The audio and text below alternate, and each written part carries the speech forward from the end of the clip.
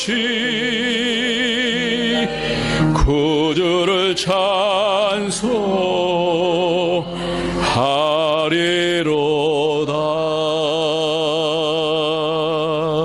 아멘. 이런 간증이 우리의 삶 속에서 늘 있기를 예수님의 이름으로 축복합니다.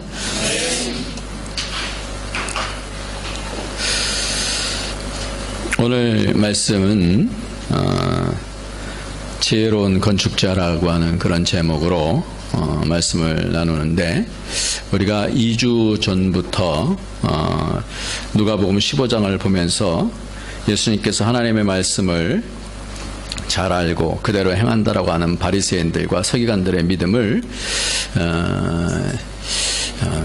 평가를 내리는 그런 부분을 우리가 같이 보았습니다.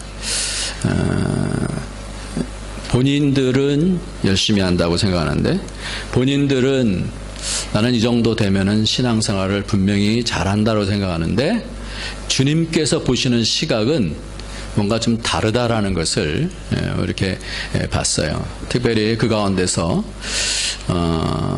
양 한 마리를 잃어버렸을 때 99마리 양을 버려두고 찾아가서 그 양을 찾으니까 다리 몽둥이를 부러뜨리지 아니하고 어깨에다가 메고 기쁨으로 와서 그것을 위해서 잔치를 베풀었다.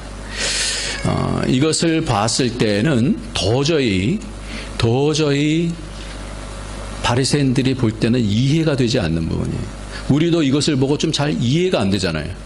양 한 마리가 얼만데 그 양 때문에 잔치를 벌이고 그 도망간 양을 그렇게 어깨에다 메고 기쁨으로 온다는 것은 우리로서도 잘 이해가 안 되는 거예요.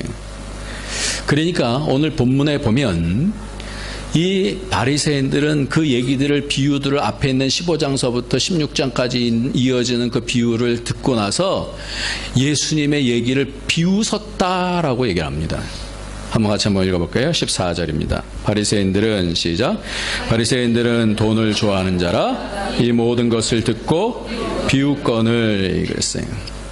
그러니까 비웃는다라는 얘기는 저렇게 답답한 사람이 있나, 저렇게 머리가 안 돌아가는 사람이 있나, 저래 갖고 무슨 랍비가 되겠어, 이런 얘기예요.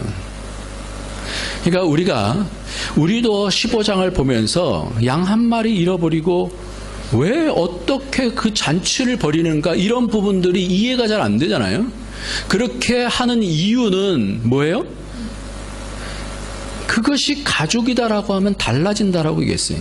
가족이 아닌 상황 속에서는 그게 이해가 안 가요. 그러나 그 양이 내 가족이다라는 생각을 할 때는 그냥 양 한 마리의 그 가치, 원가가 아니라 그가 그에게 있는 것을, 예수님께서는 자신을, 하나님의 되심을 버리시고 자기 육신을 버리시면서 양 한 마리를 위해서 이 땅에 내려오신 거 아니에요. 그러니까 예수님은 세상으로 봤을 때는 도무지 이해할 만한 그런 사역을 하신 것이 아니라 아주 이상한 사역을 하신 거라는 얘기예요. 그러니까 그런 이야기들을 듣고 뭐예요? 비웃었다라고 얘기를 하고 있어요. 그래서 우리가 관계를 잘 이해 못하면 하나님이신 예수님이 이 땅에 오셔서 죽으신 것에 대해서 왜 그분이 왜 나를 위해서 죽어야 돼? 이렇게 생각할 수밖에 없는 거예요. 뿐만 아니라 드라크마도 그렇다고 그랬어요.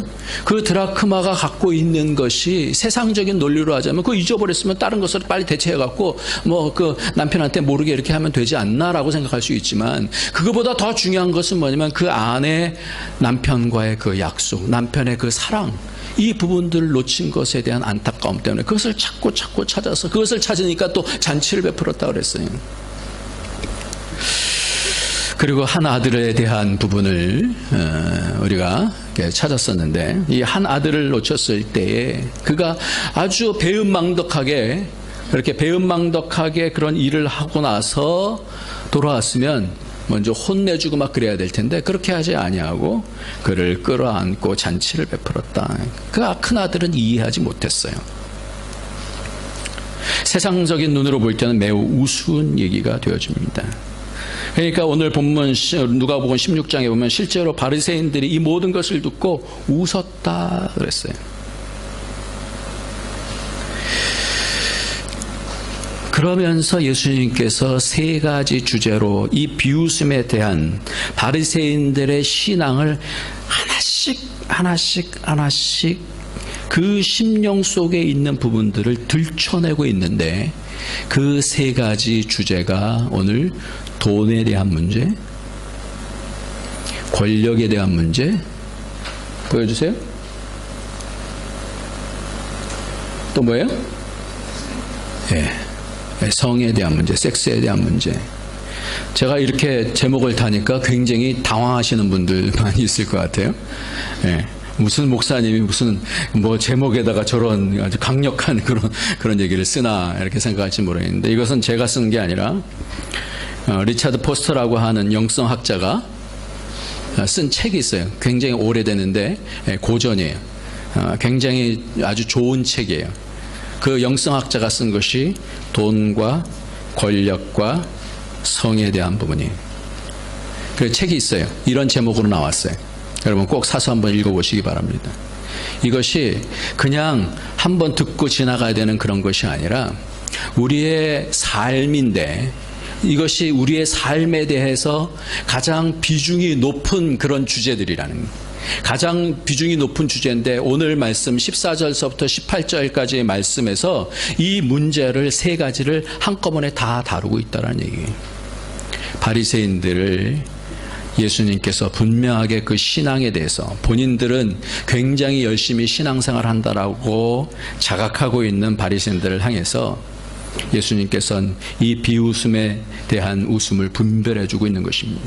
돈, 권력, 그리고 성, 이것에 우리가 좀 주의를 해서, 내가 믿고 있지만 믿고 있는 이 부분 가운데서 믿었으면 되는 것이 아니라, 믿고 나서의 내가 믿음의 삶이 정말 분명하게 성경의 하나님의 말씀과 뜻으로 이어져 내려가고 있는가, 그 부분에 있어서 돈에 대한 부분이 뭐냐라는 거예요. 근데 오늘 제일 처음에 14절 한번 같이 한번 읽어볼까요? 바리새인들은, 시작. 바리새인들은 돈을 좋아하는 자라 이 모든 것을 듣고, 모든 얘기들을 쭉 들어보면서 비웃는 이유가 뭐라고요? 돈을 좋아하기 때문에 그렇다 그래요. 그러니까 신앙에 있어서 요 핀트가 딱 잘못되어지기 시작하면 신앙이 잘못될 수 있다라는 얘기를 하고 있는 거예요. 바리새인들은 돈에 대한 개념이 어땠길래요? 아까 말씀드린 대로 양 한 마리? 드라크마 한 개? 관계로 이해하지 못하고 그것을 물질로 이해했다라고 그랬어요. 예수님의 셈법을 비웃을 만한 일입니다. 가족이라는 것을 이해하지 못하면 우리도 이 내용이 이해가 되지 않는다 그랬어요. 가족과의 그런 관계 때문에 우리는 어떤 것들도 다 할 수 있는데, 가족과의 관계가 되지 않으면 아무리 가족과의 관계라고 하는 형태를 띠고 있다 하더라도 큰 형처럼 그 동생이 하는 짓거리를 봐갖고는 도저히 용납해 줄 수가 없는 것입니다. 이것이 신앙과 세상과의 실제적인 분기점이 되어집니다. 어떻게 보면은 아주 예민한 부분이에요. 우리가 신앙과 삶이라는 것이 따로 떨어져 있는 것이 아니라 신앙과 삶이 이게 같이 가게 되어지는데, 이 신앙과 삶에서 아주 예민한 부분이 이 돈에 대한 부분, 권력에 대한 부분, 이 성에 대한 부분이다라는 거예요.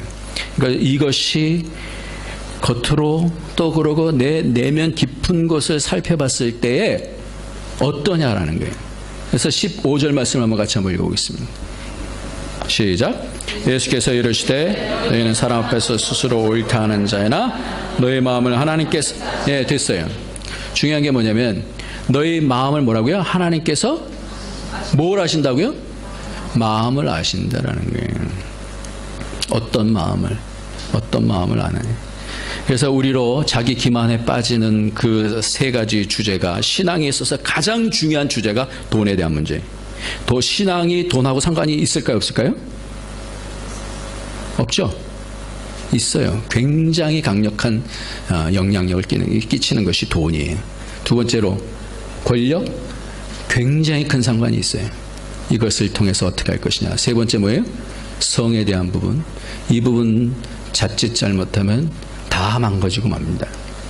첫 번째로 이 돈을 좋아하는 자라고 하는 이 단어를 원어를 보면 이렇게 분석을 할 수 있습니다. 같이 한번 읽어보겠습니다.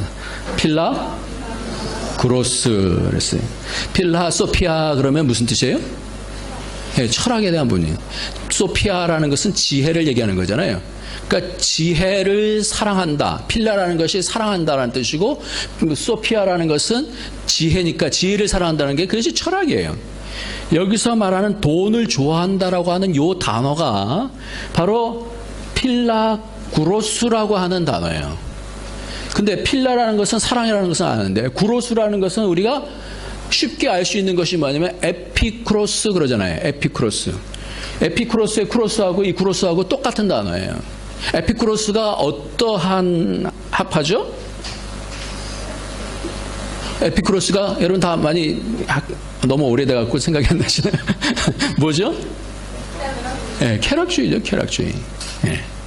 이 에피크로스는 이 크로스라고 하는 뜻은 죽음을 두려워하지 말고, 그리고 사후세계를 보지 말고 사후세계라는 것에 대해서 생각하지 말자는 거예요.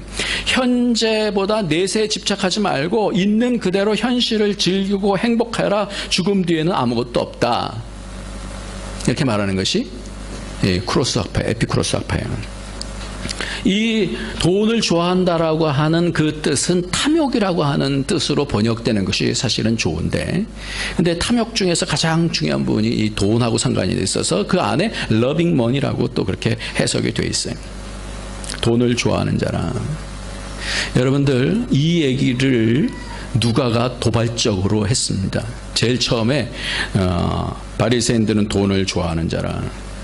그렇기 때문에 이 모든 것을 듣고 비웃거늘 예수님께서 그 중간에 말을 껴놓으면서 바리새인들은 돈을 좋아했다. 그런가요? 그 예수님을 비웃는 이유가 돈을 좋아했기 때문에. 누가가 뜬금없이 왜 이렇게 얘기할까요? 바리새인들은요, 상당히 돈 문제에 있어서 철저하게 하나님 앞에 드렸던 사람들이에요. 그러니까 이 부분이 자칫 잘못하면 이해하기 어려운 부분들이에요. 이 바리새인들은 철저하게 11조를 계산했습니다. 철저하게 구제에 대한 부분들도 자기들이 놓치지 않으려고 했습니다. 그런데 왜 돈을 좋아하는다라고 그렇게 표현하고 있을까요? 그러면서 하나님께서 그 마음을 아신다라고 표현할 거예요. 여러분 중에서 돈 싫어하는 사람 있어요? 한번 돈 싫어하는 사람 있으면 손 들어보세요. 그럼 돈 좋아하는 사람은 손 들어보세요. 네. 뭐 이것도 아니고 저것도 아니에요. 네, 다 좋아하시는데 마음속으로만 이렇게 손 들었어요. 그죠? 네. 성경은 그런데 분명하게 얘기하기를, 디모데전서 6장 10절 말씀을 보니까 뭐라 그래요? 돈을 사랑하는 것이 모든 악의 뿌리니 이것을 욕심내는 어떤 사람들이 믿음에서 떠나 방황하다가 많은 슬픔으로 자신을 찔렀다. 여기서 돈을 좋아한다라는 단어하고 돈을 사랑한다는 단어하고 원어가 똑같은 단어예요. 그러니까 돈은요, 이 단어의 또 깊이 있게 한번 더 찾아보면 뭐냐면 이것이 뭔가 빛난다라는 거예요. 원래는 또 실버라는 뜻이 있는데 이것이 빛난다라는 거예요. 그러니까 사람들에게 굉장히 매력적인 거예요. 뭔가 반짝반짝반짝반짝 마음을 싹 뺏어가는 것이 바로 이 돈을 사랑하는 것의 이 돈에 대한 얘기를, 이 쾌락에 대한 부분들을 얘기할 때 그렇게 사용하고 있어요. 디모데후서 3장 2절부터 3절까지 말씀을 같이 한번 또 읽어보세요. 시작. 사람들은 자기를 사랑하고 자긍하며 교만하며 회방하며 부모를 거역하며 감사치 아니하며 이 말씀을 할 때 말세에 이러한 때가 이른다 그러는데 사람들이 다 어떻게 가면 여러분들 이제 앞으로 어떠한 부분들을 준비를 하셔야 될지를 이걸 보면 알 수 있어요. 다 사람들이 자기를 사랑하고 돈을 사랑하고 이 단어도 똑같이 여기에 나오는 단어예요. 단어가 똑같은 단어에서 제가 찾아본 거예요. 그리고 3장 4절 한번 봅시다. 배반하여 시작. 배반하여 팔며 조급하며 자기하며 쾌락을 사랑하기를 하나님 사랑하거든. 쾌락을 사랑한다는 단어하고 돈을 사랑한다는 단어는 똑같은 단어예요. 사실은. 이 사랑하는 것, 자기를 사랑하고 탐욕적인 것, 자기 탐욕, 자기를 삼켜버리는 것.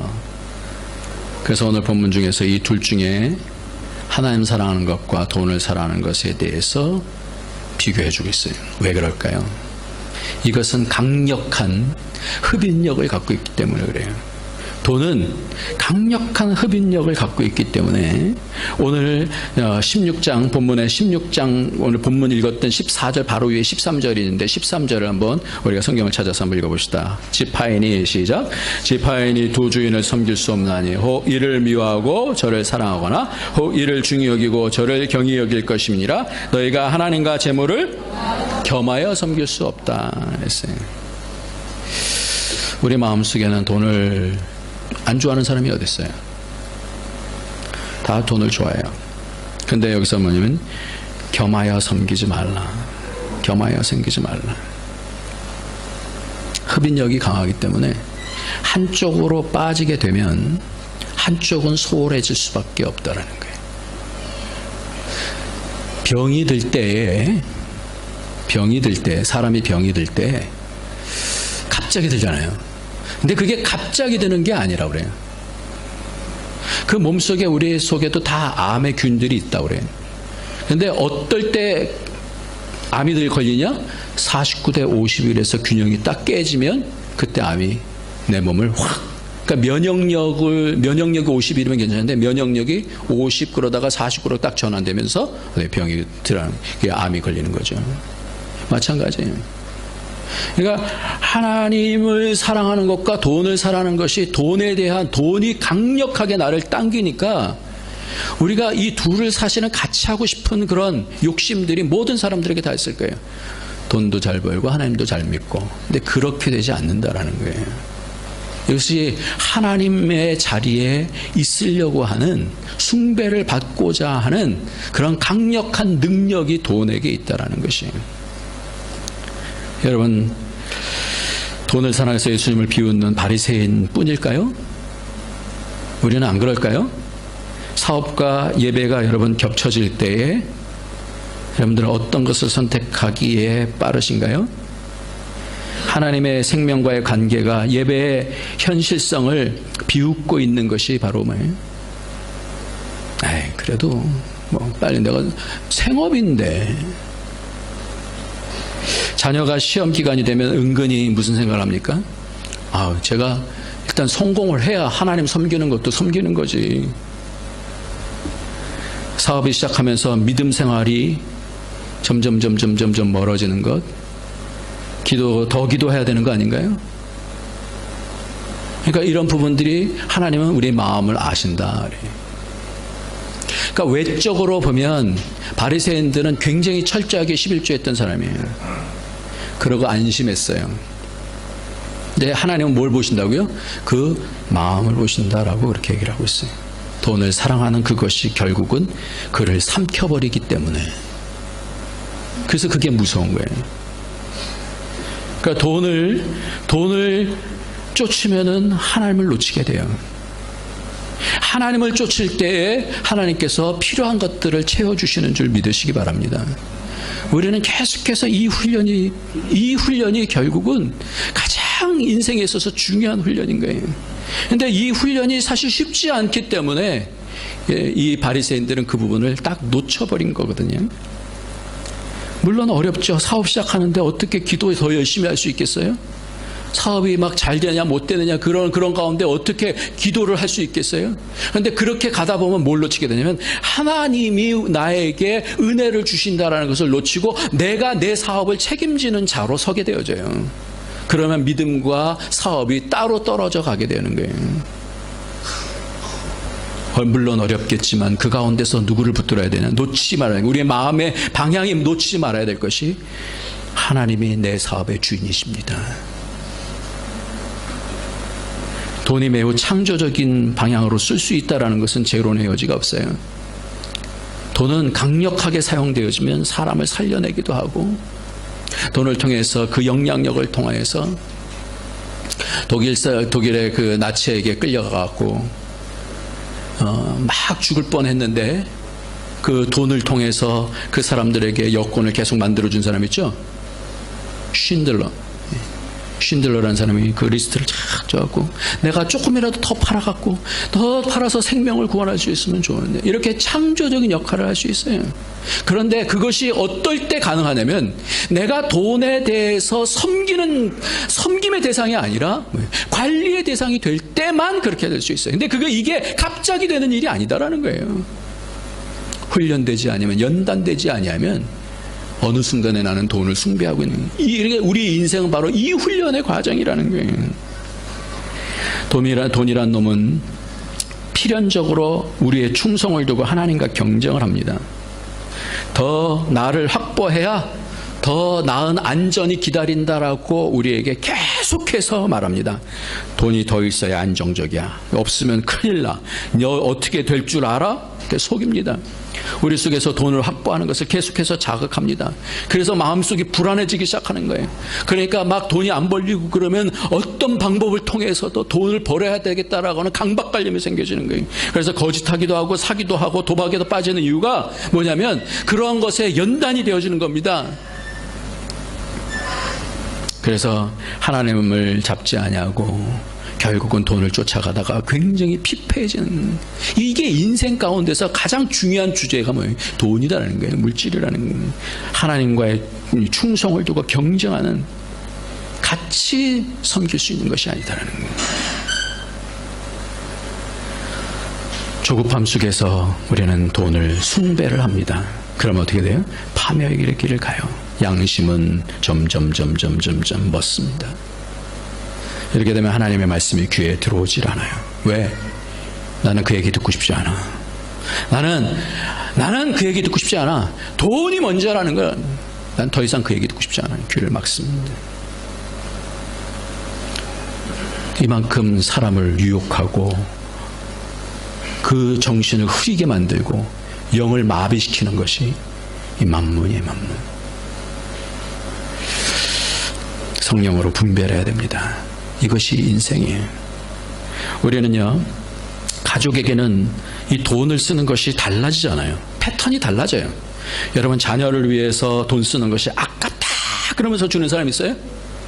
자녀가 뭐 필요하다 그러면, 그리고 자녀가 뭐 어떻게 학교를 뭐 들어갔는데 뭐 있다 그러면 생명을 걸고서라도 그거 안 보내겠어요?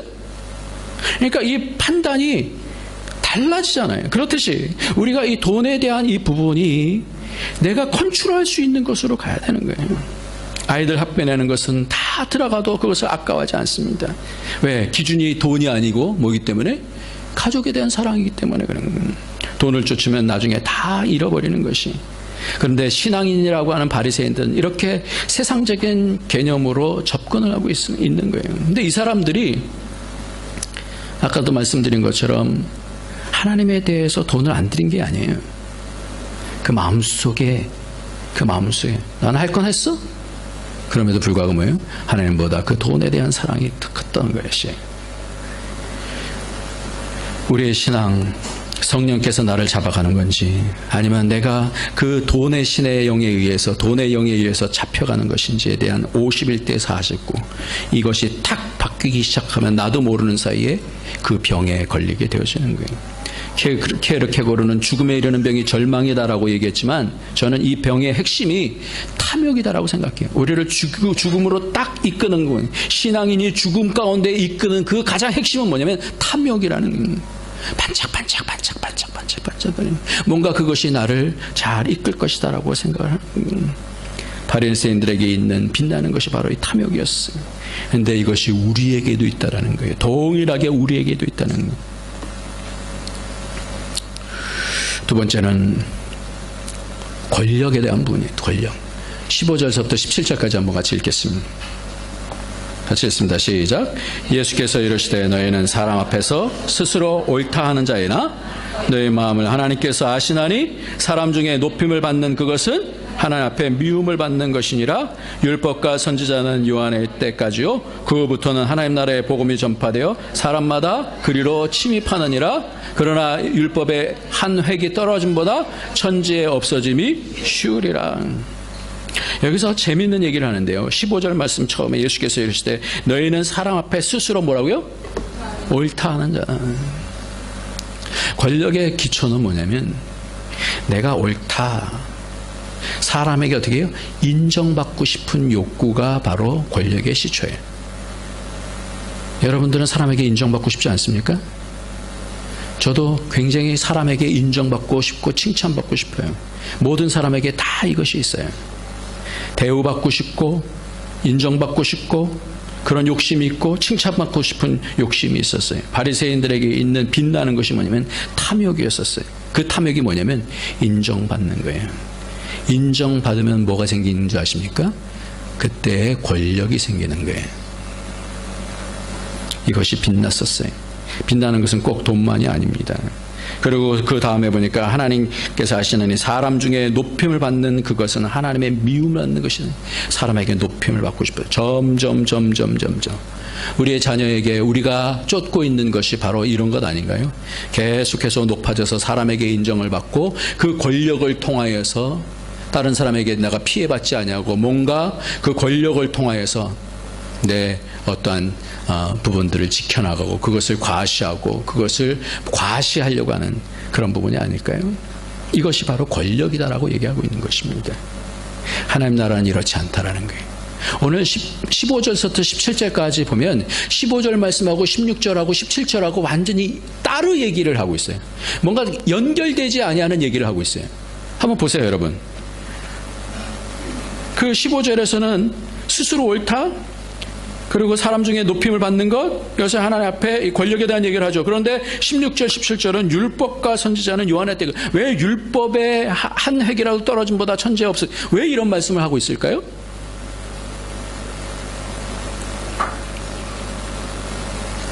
권력이 있으면 어디로 들어가야 되냐면, 율법과 선지자는 뭘 향해 가냐면 하나님 나라를 향해서 가요. 율법과 선지자는 뭘 향해서 가냐면 예수 그리스도를 향해서 들어가요. 그리로 침입하여 들어간다라고 얘기하고 있어요. 그런데 권력이 있는 사람이 그것을 놓고 싶어 하지 않아요. 권력이 내 것이다라고 생각했을 때는 그것을 남에게 나눠주고 싶어 하지 않아요. 많은 사람들이 권력을 취하죠. 대통령이 되고 국회의원이 되고 그러죠. 그거를 나눠주려고요. 처음에는 뭐 다 그렇게 할 것 같죠. 근데 그렇게 하지 않아요. 권력이라는 것은 그만큼 달콤하고 그만큼 매력적인 것이기 때문에 그것을 놓을 수가 없는 거예요. 근데 성경은 뭐라 하냐면 왜 갑자기 권력을 얘기하다가 율법과 선지자는 요한의 때까지, 그 후부터는 하나님의 나라의 복음이 전파되어 사람마다 그리로 침입하여 들어간다. 하나님의 나라의 그 복음 안으로 침입해 들어간다는데 복음 안으로 침입해 들어가지 않는다라는 거예요. 권력, 돈, 율법의 한 획이 떨어짐보다 천지의 없어짐이 쉬우리라. 이 말은 뭐예요? 하나님의 말씀은 영원한 거예요. 천지의 없어짐, 돈 있는 거 갑자기 없어질 수 있어요. 권력 갑자기 떨어질 수 있어요. 오직 하나님 말씀만 영원한 줄 믿습니다. 하나님 나라만 영원한 줄 믿습니다. 바로 이 부분들을 말씀하기 위해서 권력을 얘기하다 갑자기 율법과 선지자에 대해서 말씀하고 있는 것입니다. 월버포스라고 하는 그런 사람에 대해서 한 2006년인가에 그 영화가 나왔어요. 어메이징 그레이스라고 하는 그런 영화가 나왔는데 제가 언제 한번 제가 금요일 날 여러분들에게 이렇게 보여드리고 싶은데 좀 길어요. 이 월버포스라는 사람이 영국에 있어서의 노예 해방을 시키는 굉장히 중요한 역할을 하는데 이 사람이 회심을 하고 예수 그리스도를 영접하게 되어져요. 그러고 나서 마음이 바뀌어지는 거예요. 그래서 자기의 권세를 어떻게 해요? 깨버리는 거예요. 깨버리면서 그것을 위해서 투쟁하면서 싸우는 거예요. 그래서 이 사람이 몸도 약하고 그러는데 나중에 이 사람이 죽기 전에 노예가 해방이 되어져요.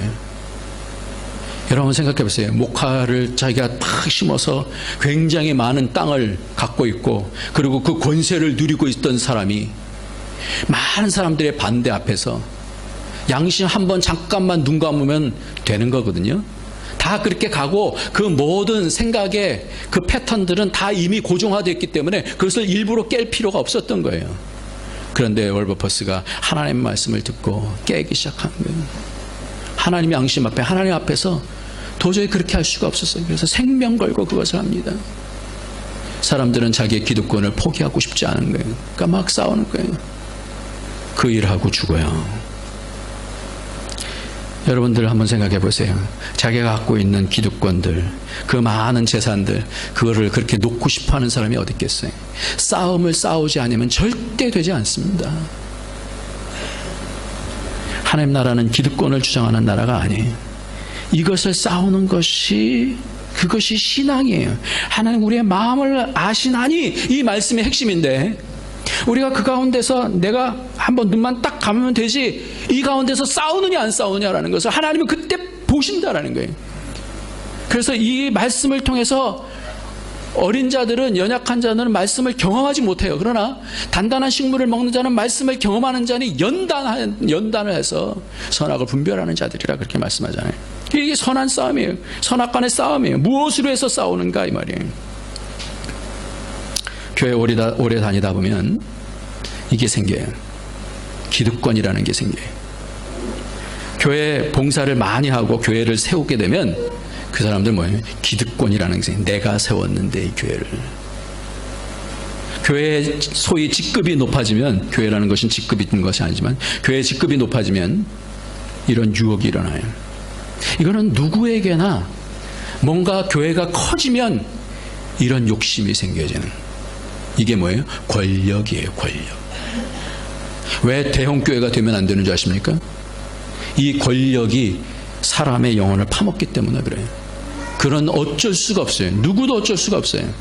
이 부분을 깨어나서 선으로 하나님 붙잡고 나가지 않으면 대부분 많은 사람들이 이렇게 빠지는 거예요. 선한 싸움을 싸워서 이겨야 돼. 왜 그러냐면 이 권력은 가문의 명예거든요. 힘이거든요. 이생의 자랑이거든요. 돈이 안목의 정욕이잖아요. 내가 보는 것 절하면 다 너에게 줄게, 이거 아니에요? 모든 만물을 보여주면서 내게 절하면 다 줄게. 안목의 정욕이잖아요. 돈이 안목의 정욕이라면 권력은 뭐냐면 이생의 자랑이거든요. 그러나 이 모든 권력이 이 월버포스처럼 자기의 권력을 통해서 하나님 나라를 세우는 사람이 되어지면 세상이 바뀌어지는 거예요. 이게 다른 거예요. 이거를 예수님께서는 바리새인들 앞에서 하나님이 너의 마음을 아시는데 너희들이 이거 있지 않니? 너희들이 권력을 지금 탐하고 있지 않니? 가족이 되면 그럼 다 놓느냐? 곰곰이 묵상해 보니까 또 다 그것만 아닌 것 같아요. 늘 우리는 그 가운데서 싸움을 싸웁니다. 하나님 나라의 가족이 되는 것이 그래서 중요합니다. 진정으로 하나님 나라의 가족이 됐다는 것은 뭐냐면 먼저 온 사람들이 더 많이 섬기는, 소위 직급이 높은 사람들이 더 헌신하는, 그때 뭐가 되냐면 그때 감동이 되는 거예요. 제가 자주 말씀을 드립니다만 논산에서 장군이 논산의 그 훈련병들 앞에서 탁 인사를 하는 거예요. 그거 어떻게 했어요? 장군이 별이 탁 인사를 하는 거예요. 감동이 되는 거예요. 뭐 따로 전도 안 해도 돼요. 감동이 되는 거예요. 인정받고 나면, 그리고 나면, 대우받고 나면 겸손해져야 되는데 이것이 수수는 권력으로 하기 때문에 이것이 힘이 되어져서 섬기지 않고 그것을 통해서 뭐하면 찍어 누르고 싶은 것이 사람의 힘, 그런 본성이에요. 부부간에도 이런 전쟁이 있습니다. 그래서 죄를 지었을 때에 이 처음에 그 범죄하고 나서의 저주가 부부간에서 여자는 남자를 사모하고 그러는데 여자는 남자를 사모한다니 사모한다라는 단어가 뭐냐면 지배한다는 단어하고 똑같아요. 그러니까 여자는 남자를 지배하려고 그러고 남자는 여자를 지배한다라는 거예요. 그러니까 서로 싸우는 거예요. 서로 지배하려고 그러는 거예요. 이것이 뭐냐면 저주예요. 저주. 여자에게 주어졌던 첫 번째 저주가 바로 이 부분이에요. 인정받고 싶은 거예요. 왜 나 인정 안 해줘? 내가 밥대기야? 그거 아니에요? 인정받고 제발 나 좀 인정해달라는 거예요. 그러면서 인정해주면 인정받은 다음에 그것이 뭐예요? 나중에 권력이 되어져요. 내 말이 맞지? 까불지 마? 자꾸만 이렇게 되는 것이 뭐예요? 속에서부터 인정받고 싶은 거예요. 가족 가운데서도 가족이 된다는 것이 나이가 들어가면서 섬김으로 가지 아니하면, 사랑의 헌신으로 가지 아니하면 그리로 침입해 들어가야 되는데, 율법과 선지자의 대강령은 사랑이잖아요. 근데 사랑으로 가지 아니할 때는 내가 내 속에서 뭐예요? 내 권력을 세우고 있는 둘 중에 하나라는 거예요. 그러니까 굉장히 싸움 가운데서 예민한 것이 돈에 대한 빈남과 이 권력에 대해서 놓지 못하는, 이 권력을 놓지 못하고 돈을 놓지 못하니까 대기업들 보세요. 피튀기게 싸우지 않습니까? 가족 가운데서 싸우고요. 세 번째는 성에 대한 부분인데, 우리가 점점 세상은요, 이 성적인 부분에 대해서 너무나 많이 악한 사단이 다 노출을 해버렸어요. 그래서 옛날에는 섹시라고 하는 단어를, 이런 얘기 쓰면 굉장히 부끄러운 단어로 알고 있었는데, 요즘은 뭐예요? 섹시하다 그러면 뭐예요? 칭찬으로 받아들여지는 시대가 되어졌어요. 말도 많이 바뀌고 있습니다. 성은 잘 사용하면 서로 기뻐하게 되어지고 그 기쁨의 열매의 정점을 얻게 되어지는 거예요. 그런데 그것이 자기만 기쁘게 하라고 하면 그것은 하나님이 주신 그 축복을 찾지 못하는 것이 되어지는 거예요. 바리새인들에게는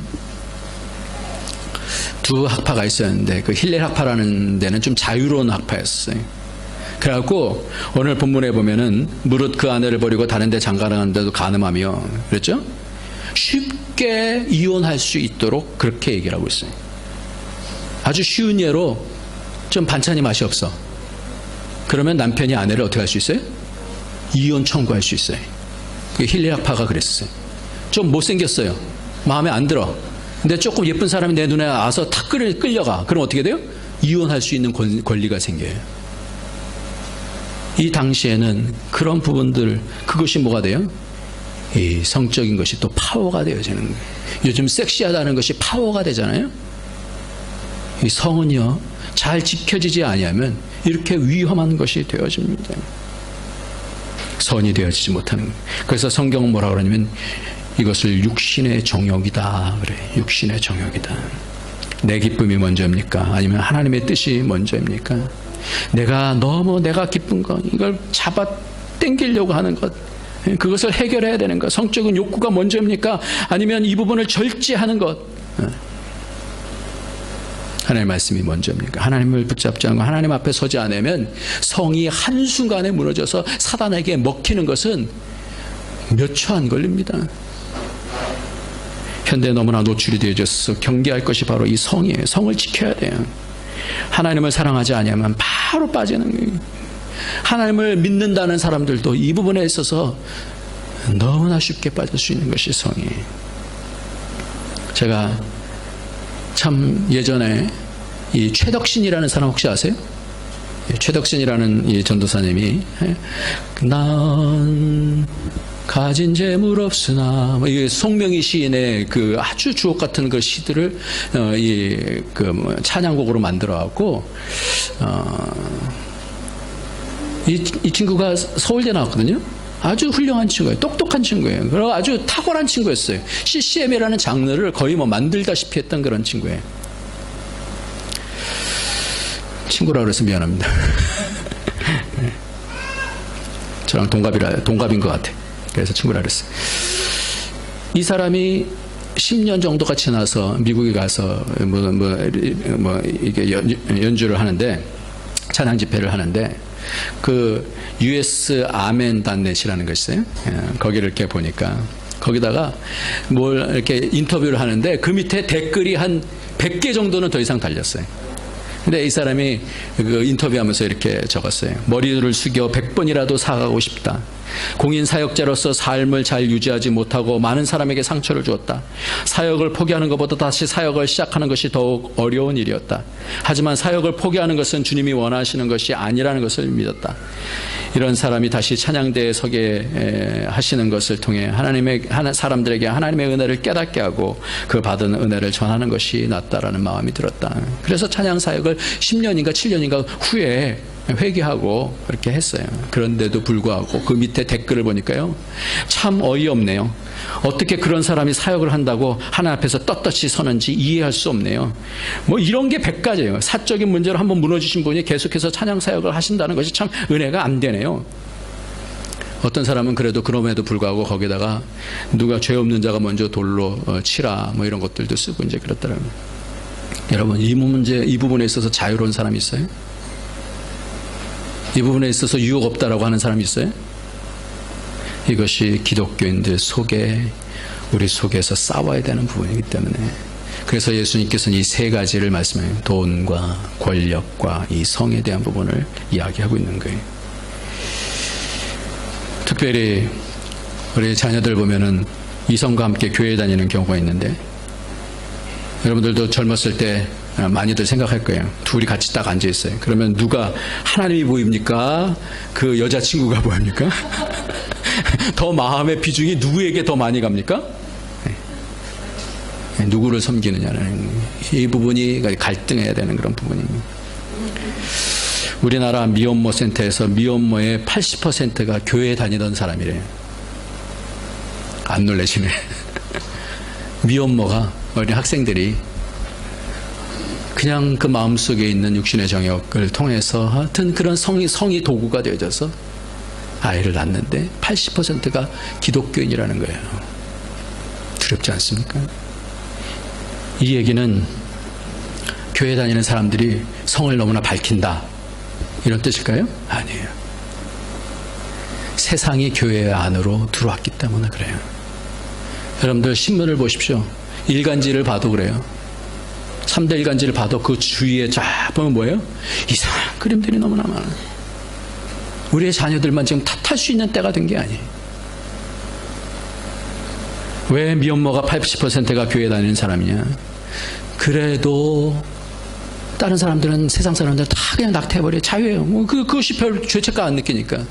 그러나 하나님 믿는 그런 자녀들은 그래도 하나님 두려우니까 낙태를 하지 못하니까 미혼모의 80%가 교회에 다니는 사람으로 낙태를 못해서 아기를 낳게 된다는 거예요. 오늘 말씀을 마치려고 합니다. 오늘 본문의 제목은 제가 지혜로운 건축자로 그렇게 제목을 달았어요. 고린도전서 3장을 한번 보시고 그러고 나서 마치도록 하겠습니다. 3장 9절을 보면 우리는 하나님의 집이다 그랬어요. 오이코스라 그랬어요. 오이스코메오라고 그렇게 되는데, 아무튼 이 집이다라는 것이 어떻게 세워지는가 한번 보겠습니다. 이 집이 잘 세워지지 않으면 큰일 나는 거예요. 10절부터 내게 시작. 내게 주신 하나님의 은혜를 따라 내가 지혜로운 건축자와 같이 터를 닦아두매 다른 이가 그 위에 세우나 그러나 각각 어떻게 그 위에 세우기를 조심할지니라. 이 닦아둔 것 외에 능히 다른 터를 닦아둘 자가 없으니 이 터는 곧 예수 그리스도라.